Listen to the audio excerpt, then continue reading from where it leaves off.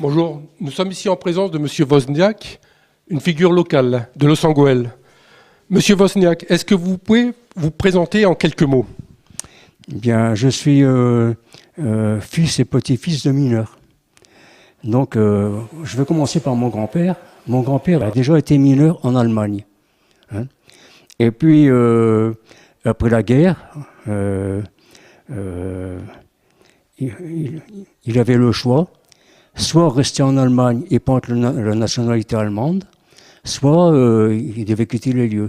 Donc, il est parti d'Allemagne avec tous ses enfants, ses plus vieux enfants, et il est venu s'embaucher ici dans les mines de Lens.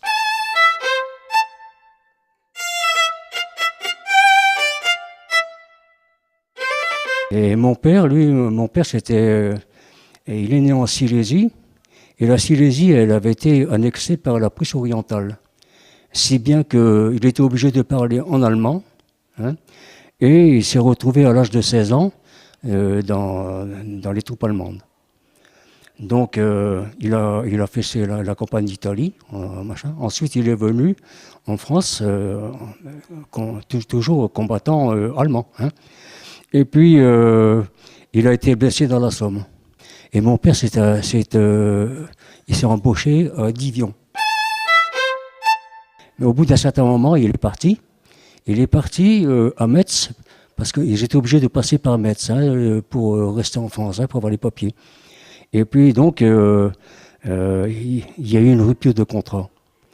Et comme toutes les compagnies minières, ils avaient des acquaintances, tout ensemble, j'ai retrouvé dans ces papiers qu'il avait une amende de 7 francs. À l'époque, c'était énorme, 7 francs, pour rupture de contrat. Et ensuite, il a travaillé ici aux mines de Lens. Et il est décédé en 1948 de silicose, en 1948.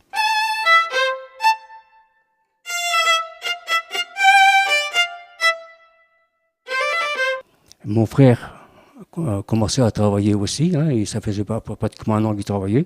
Puis un jour, on a eu une dispute. Il dit, ouais, je travaille pour toi. Il dit, bon, je dis, tu travailles pour moi. Je dis, je vais aller m'embaucher. Donc je suis parti voir l'ingénieur. J'avais 14 ans et quelques mois, quoi. Et puis, je tape à la porte. Il me dit, qu'est-ce que tu veux? Je dis, viens m'embaucher, monsieur. Hein. Ah bon? Donc, il dit, tes parents? Je dis, mes parents, ils sont décédés. Bon, t'as quelqu'un? Ouais, je dis, j'ai ma grand-mère. Il fallait qu'elle signe, le truc. Hein. Donc, au moment où je devais commencer à travailler, il y a eu la grande grève de 1948. Si bien que ça a été retardé.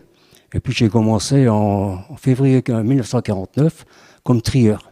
De là a commencé votre carrière de mineur. Alors, nous sommes ici en l'honneur de la Sainte-Barbe. Que cela représente-t-il pour vous? Eh bien, la Sainte-Barbe, au fond de la mine, les ouvriers, juste avant la Sainte-Barbe, ils se débrouillaient pour descendre une bouteille de vin. Mais ils ne faisaient pas ça la veille de la Sainte-Barbe, ils faisaient ça quelques jours avant, parce qu'on était fouillés. On n'avait pas le droit de descendre de l'alcool au fond de la mine. Donc, ils descendaient les bouteilles, ils les cachaient, il y avait des endroits bien à eux. Et puis le jour de la Sainte-Barbe, on travaillait une demi-journée, et la demi-journée d'après, on se reposait. Disons qu'après le briquet. Le briquet, c'est quand on mange. Donc après le briquet, tout était arrêté, puis on discutait, on mangeait ensemble.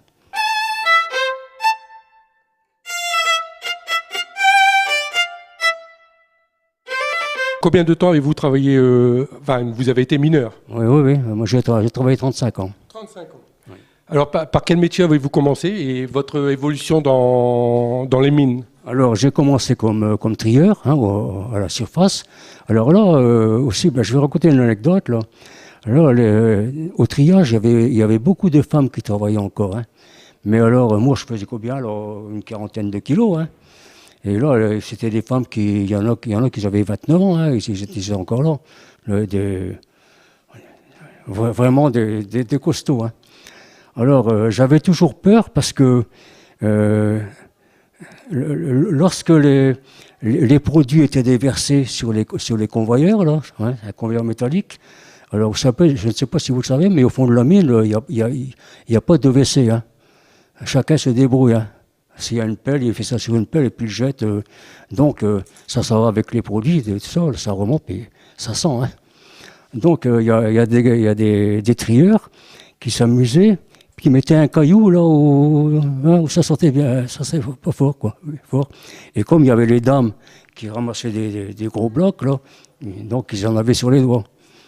Alors là, quand c'était comme ça, il enlevait le machin, le pantalon, et puis il passait le cul à la graisse. Alors moi, j'avais peur de ça. Hein. J'ai jamais fait le con. Hein,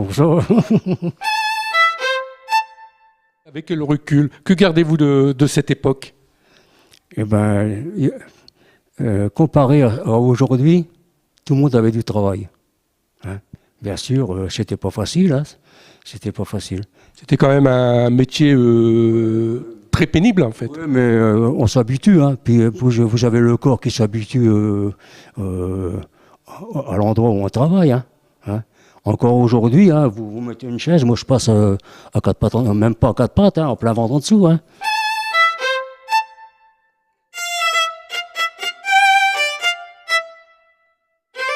Avec toute l'évolution que vous avez pu voir, les télévisions, maintenant les smartphones, les téléphones, toute la nouvelle technologie, sur la base du Louvre, maintenant se dresse tout un immeuble moderne qui, même s'il montre des pièces de musée, qu'est-ce que ça vous... Est-ce qu'il y a quelque chose qui vous choque là-dedans, non?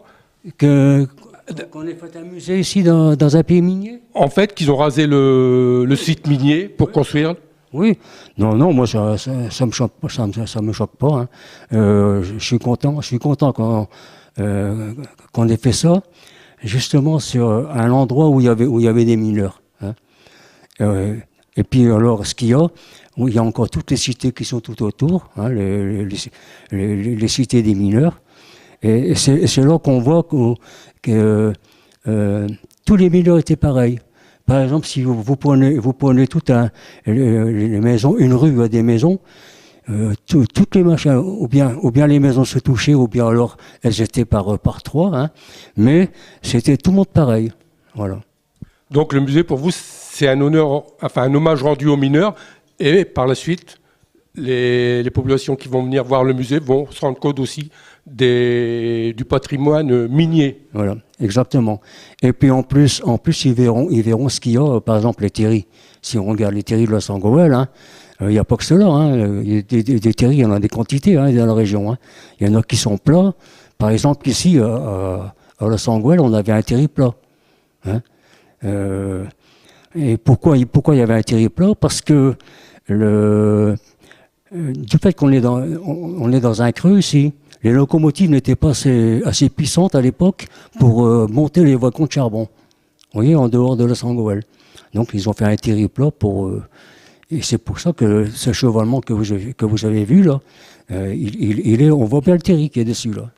Voilà. Non. Bien, je vous remercie pour cette passation de souvenirs et un hommage à tous les mineurs. Merci. Je vais vous faire quelque chose. Ah.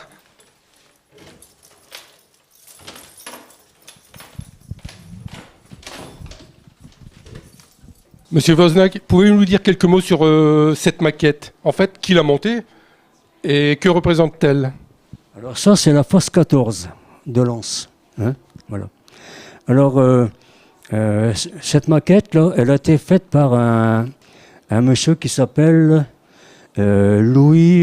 comment que c'est déjà? Attendez. Louis Quignon. Alors, lorsqu'il a pris sa retraite, il a fait cette maquette. Alors. Et puis un jour, il décède. Sa femme, elle ne peut plus rester chez elle. Elle est dans un foyer. Donc, elle demande à sa nièce pour qu'elle prenne ça chez elle. Donc, elle a mis ça au-dessus d'un garage. Là. Alors, la nièce là, se retrouve veuve aussi. Et puis, la maison est trop grande, donc elle veut partir.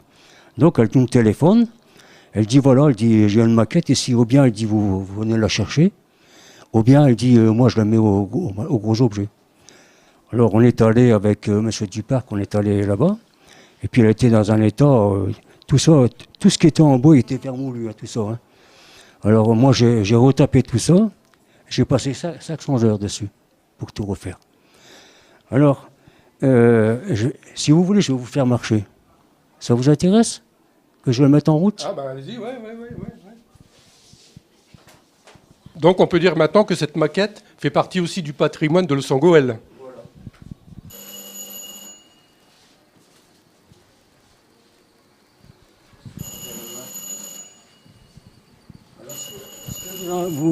Ce que vous avez entendu là, une fois, ça veut dire arrêt. Oh là, hein, qu'on dit. Et deux sonneries, c'est la marche. La marche du chevalet. Voilà. Alors, là, vous avez une cage qui descend, une cage qui monte. Hein.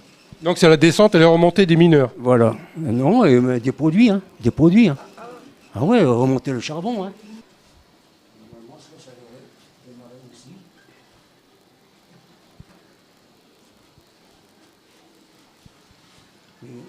Les rats, ils sont sales. Ah, il y a un contact qui se fait, ouais. Normalement, il faut donner nettoyer avec de l'alcool à brûler. C'est tout. Hein. C'est ce qui est intéressant pour les enfants, quoi, hein, quand ils viennent ici. Hein. Voilà. Bah, Monsieur Vosnack, on vous remercie pour votre accueil et puis de nous avoir montré un peu cette maquette d'un puits de mine en fait. Merci beaucoup.